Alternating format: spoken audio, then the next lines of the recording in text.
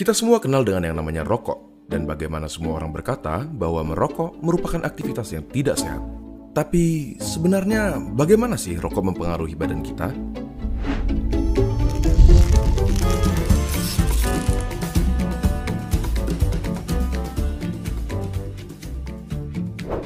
Coba kita mulai dengan komponen-komponennya.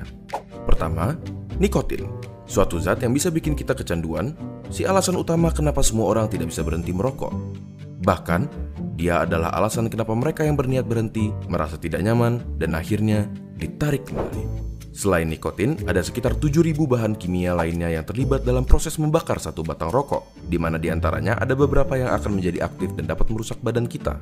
Terlebih lagi, terdapat lebih dari 60 bahan kimia diantaranya yang diketahui dapat menyebabkan kanker.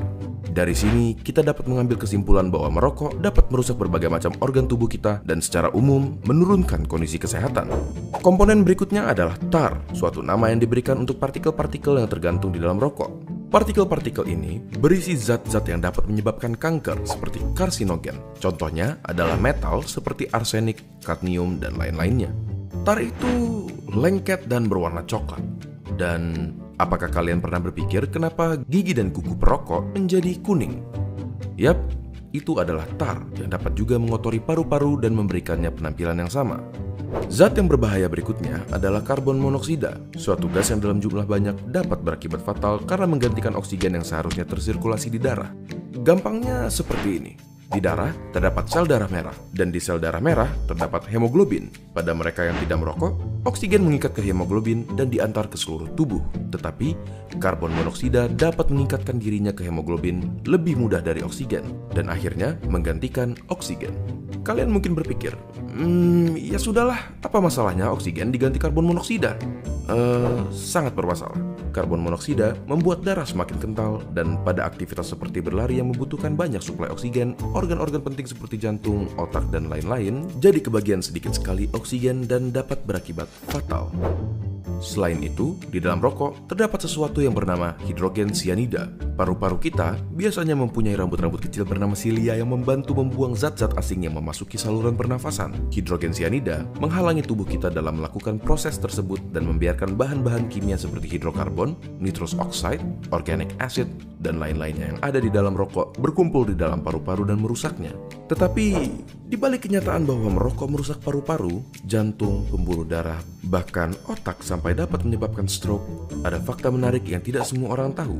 Suatu penelitian menyatakan bahwa merokok mengurangi risiko penyakit yang bernama ulcerative colitis, suatu penyakit di usus. Tetapi, rokok meningkatkan kemungkinan terkena Crohn's disease, suatu penyakit di usus juga. Apakah bebas dari ulcerative colitis sepadan dengan risiko-risiko lainnya?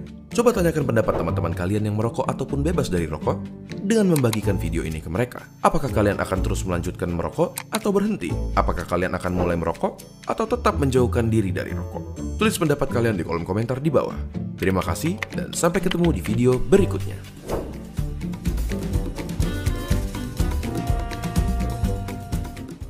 Perawat bernama Amanda Eller mengunggah foto perbedaan dua set paru-paru. Paru-paru seorang perokok yang merokok satu bungkus per hari selama 20 tahun dan paru-paru pasien yang sehat. Seperti yang dilansir tribunpekanbaru.com dari IFL Science, perbedaan pertama yang sangat jelas tampak adalah warna. Paru-paru yang sehat berwarna merah muda, sedangkan paru-paru perokok yang terkena kanker berwarna hitam.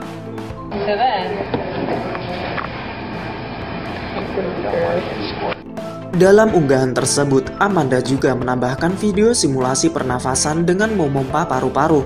Saat paru-paru yang tidak sehat itu dipompa, terlihat paru-paru itu tidak memiliki sifat elastance. Elastance itu hilang katanya dalam video itu.